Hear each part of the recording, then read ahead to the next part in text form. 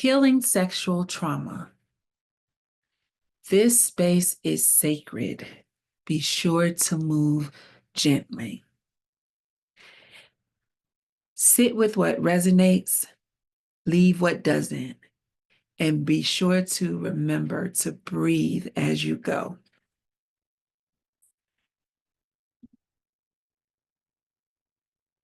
What is sexual trauma?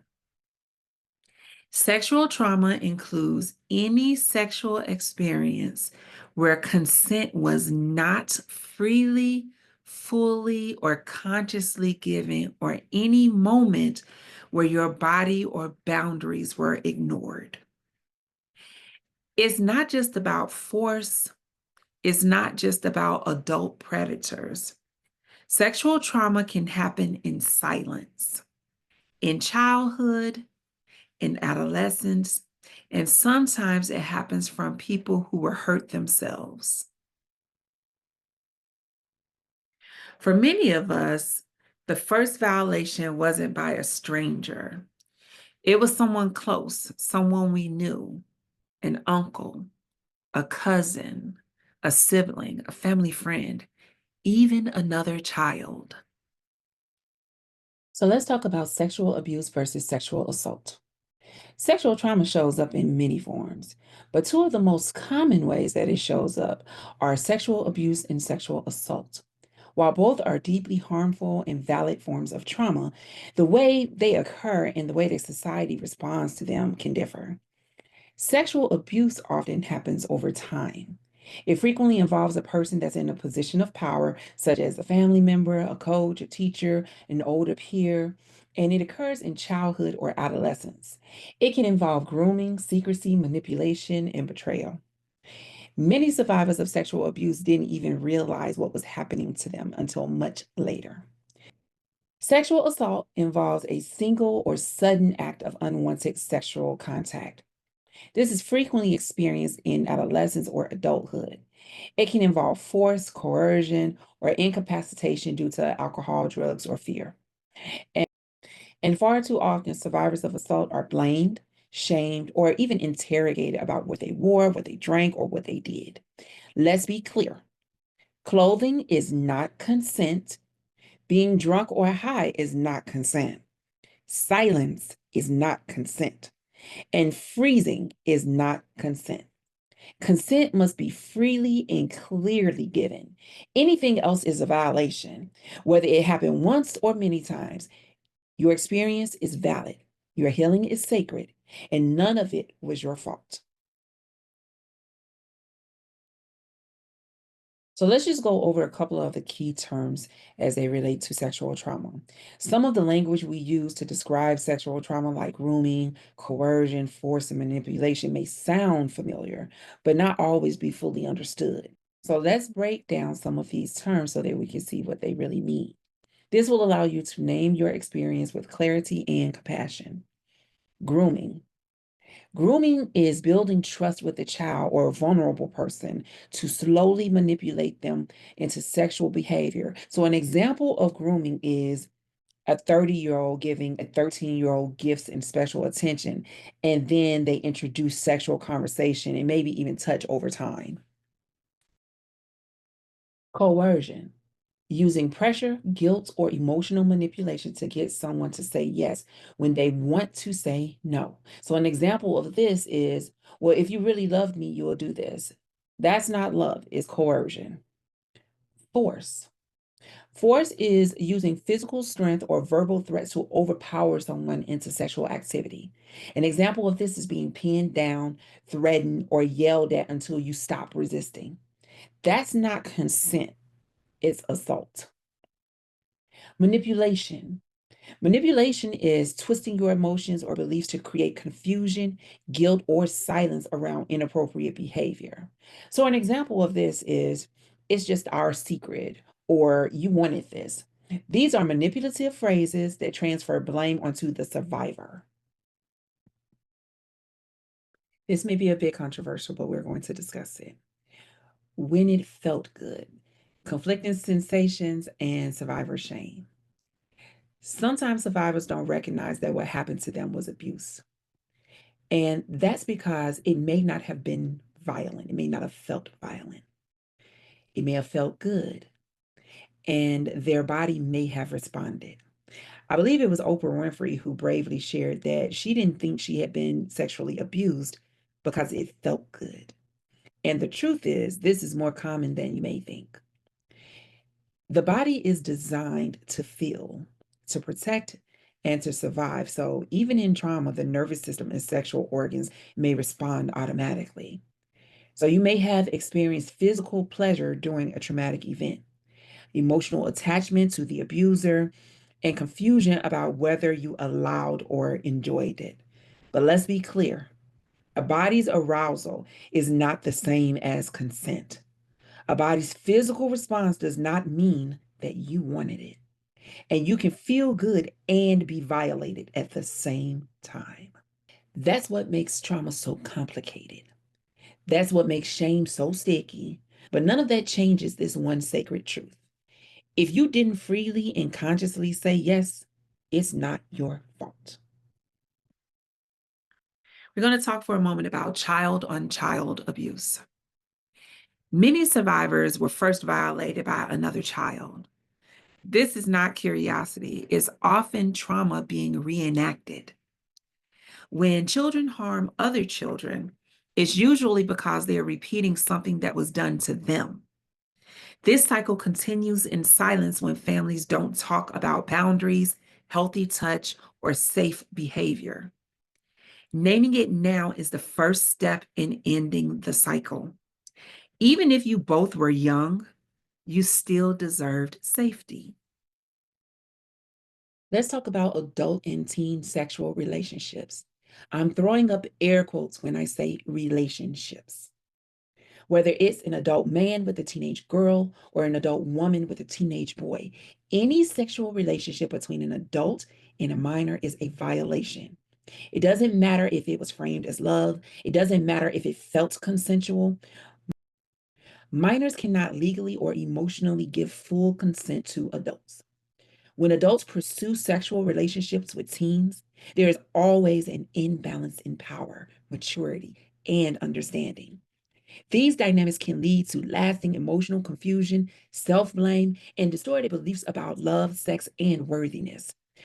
So let's be clear, adults are responsible for holding boundaries, not crossing them. Teenagers need protection, not pursuit. And it's not a relationship, it's a violation. No matter how it was framed back then, you didn't deserve to be sexualized by an adult. You didn't deserve to carry the shame, and you absolutely deserve to heal.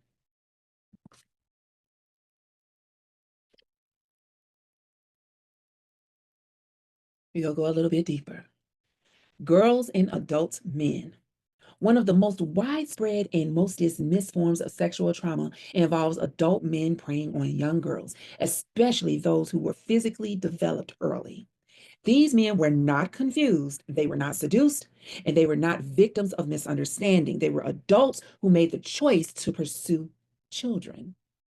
Often these girls were blamed for their own trauma. They may have been called fast, told that they were acting too grown. They were labeled as if they were the problem, when in reality, they were children in bodies that they did not ask to grow into so soon. They had no say over how quickly they developed. So let's be clear, puberty is not permission, and a developing body is not consent. A child can never be responsible for managing an adult's desires. These men often relied on girls being too afraid to speak up, families protecting the abuser, and society blaming the child instead of the adult. And let's address the silence. In many families, the abuse is not only known, it's ignored, swept under the rug, protected. There may be whispers or a child who can't be left alone with so and so, but no one speaks it out loud. And so it continues. Sometimes a child might speak up, and the family protects the abuser instead of the child. Or they protect their child, but leave the cousins, neighbors, and friends to fend for themselves. This culture of silence is how generational trauma survives. But speaking your truth breaks the cycle. If this happened to you, I encourage you to remember you were a child. He was an adult and you were violated. It was never your fault.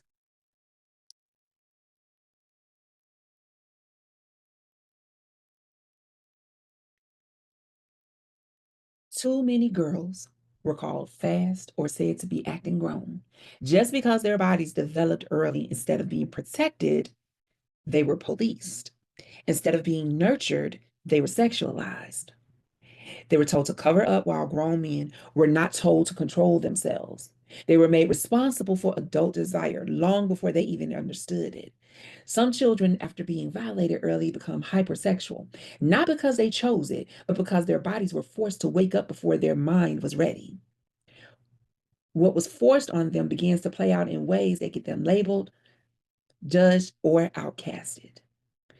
The tragedy, if what we already said isn't enough, their behavior is condemned, but the trauma that caused it is ignored. Many survivors of sexual trauma were blamed for their own assault because of what they were wearing, because they were drinking or high, because someone said they knew what they were doing.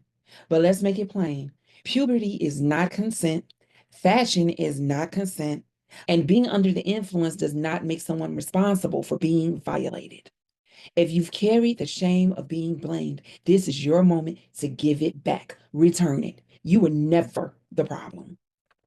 Teenage boys and adult women. When a teenage boy is sexualized by an adult woman, it is often treated as a joke, like it's a milestone or some type of a win. But the truth is, he was still a child. This experience often leads to long-term emotional confusion, unhealthy sexual beliefs, and suppressed trauma.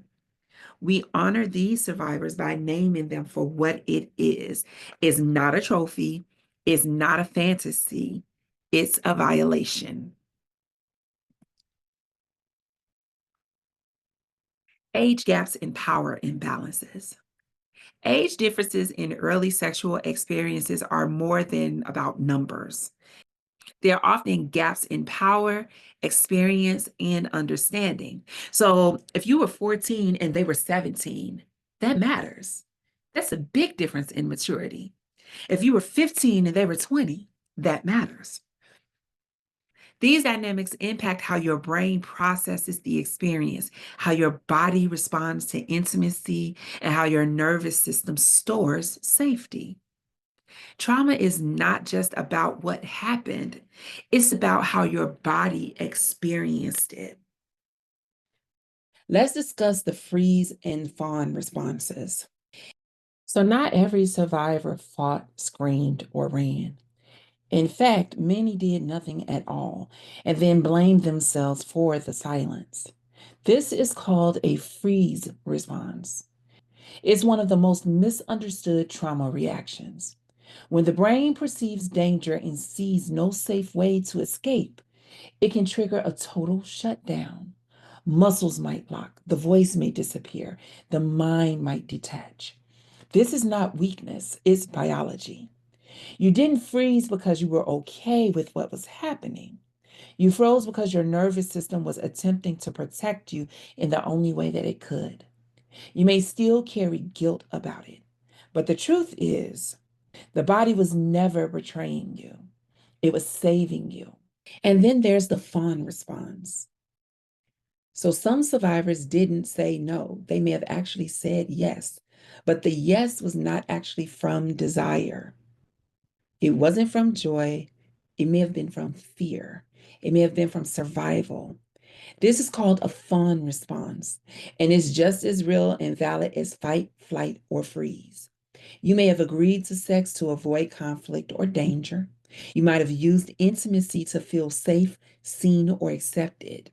And you may have learned that being agreeable kept you alive. That's not the same as consent, and it's not love. This was your nervous system doing what it knew to do, comply to stay safe, submit to survive. You were never promiscuous. You were never asking for it. You were surviving. How trauma lives in the body. Sexual trauma can create long lasting patterns in the nervous system and body. Your body might respond by tensing up or freezing during intimacy, going numb during pleasure, becoming hypersexual or overly guarded. Maybe you flinch from safe touch. You might struggle with body image, gaining or losing weight as a form of safety, and feeling emotionally disconnected from your physical self. These are all normal survival responses, not personality traits. Your body did what it needed to do to protect you, and now, gently, it can learn safety again.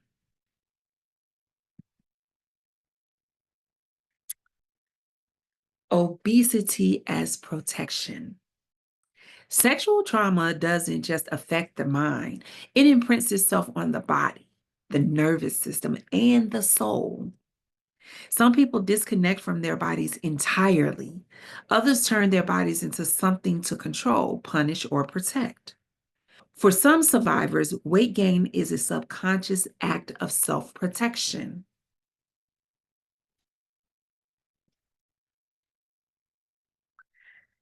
How might this type of trauma show up in adulthood? So, if your trauma wasn't acknowledged, talked about, or healed, it did not go away. It just learned how to hide in plain sight. Here's how it might show up.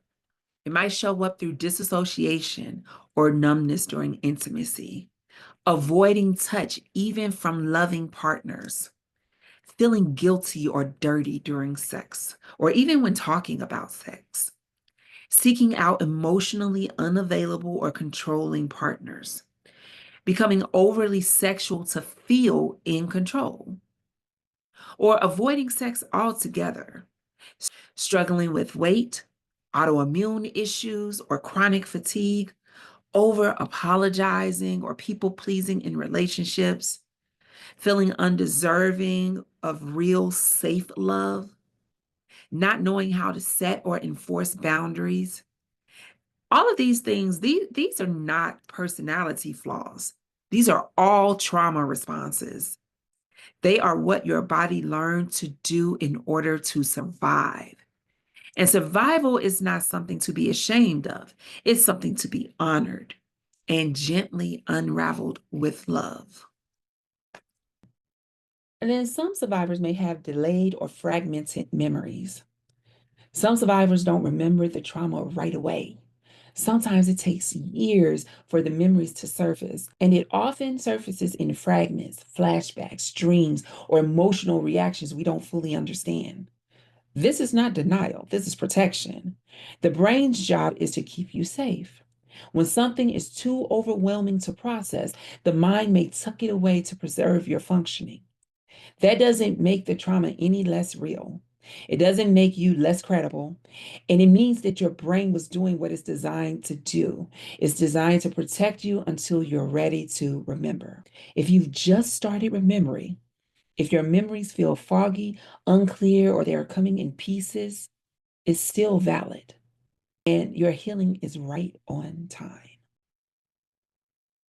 You are not what happened to you. Let's slow down right here because this is the part no one said to you when you needed it most. You didn't deserve what happened to you. It was not your fault. You're not dirty. You're not broken. You're not unlovable. You are not too damaged to heal. Your body did the best it could. Your inner child made decisions based on fear, not freedom. And yet you survived. You made it here, and now it's safe to begin the journey home to yourself. You deserve to heal. No matter how long ago it happened, no matter how many people didn't believe you, no matter how many times you buried the memory just to keep going, you still deserve to heal. You deserve to feel safe in your body. You deserve to say no and be respected. You deserve to experience love without pain. You deserve to rewrite the story, not for anyone else, but for you. And let me remind you, healing is possible. You're already whole, and joy is possible.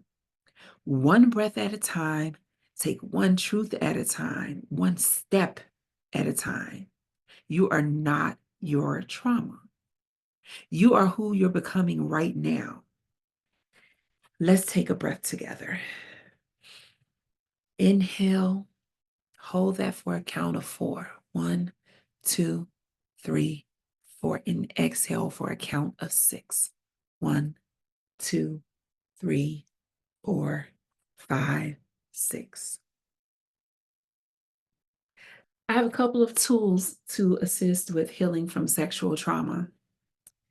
Each of these tools is designed to gently support nervous system regulation, emotional integration, and body reconnection. These are all essential parts of healing from trauma. So, the first tool is to write a letter to your younger self. This practice helps access the compassionate inner parent, the part of you that's capable of nurturing and protecting your inner child. It rewires emotional memory and offers closure to a part of you that was stuck in survival. So here's what you're going to do. You're going to write a letter to your younger self at the time of the trauma. So if the trauma occurred when you were 6, you're going to write to 6-year-old you. You're going to affirm her innocence. Tell her what you wish someone had said to you. And then speak from the empowered version of you now. And then I encourage you to close the letter with, "You are loved, you are safe, and I will protect you now." And then next, journaling. We have a couple of journaling prompts for you. The reason that journaling works is because it activates the prefrontal cortex of the brain. And it helps to reduce the emotional brain. It helps to reduce overactivation, and it increases emotional clarity. So there's a couple of journaling prompts here.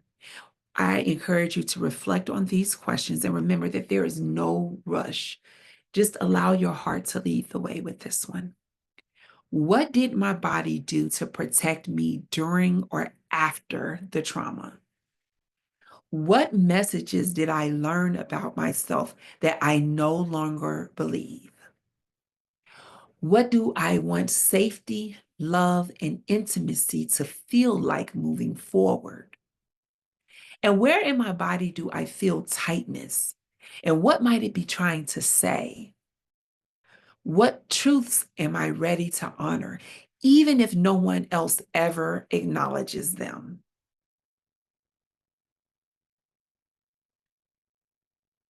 Another tool that we have is body scan and safe touch affirmations. And so this reconnects you with your physical body in a way that is safe and affirming, helping to reverse the disassociation and rebuild trust with yourself. So, what you're going to do is you're going to sit or lie down comfortably, close your eyes, and take slow, deep breaths.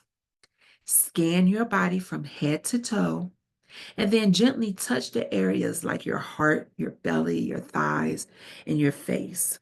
And when you're doing that, you're going to say affirmations as you touch each part. The reason that this works is because trauma disconnects us from the body. Safe touch and conscious breath signal safety to the brain, and it helps to regulate the vagus nerve and restore feelings of safety. Here's a couple of affirmations for you. I am whole, safe, and worthy of love. My body is sacred and belongs to me. I honor my needs, my pace, and my healing. It feels good to be gentle with myself. My voice is powerful and my truth is valid. I allow love, safety, and peace to live in my body.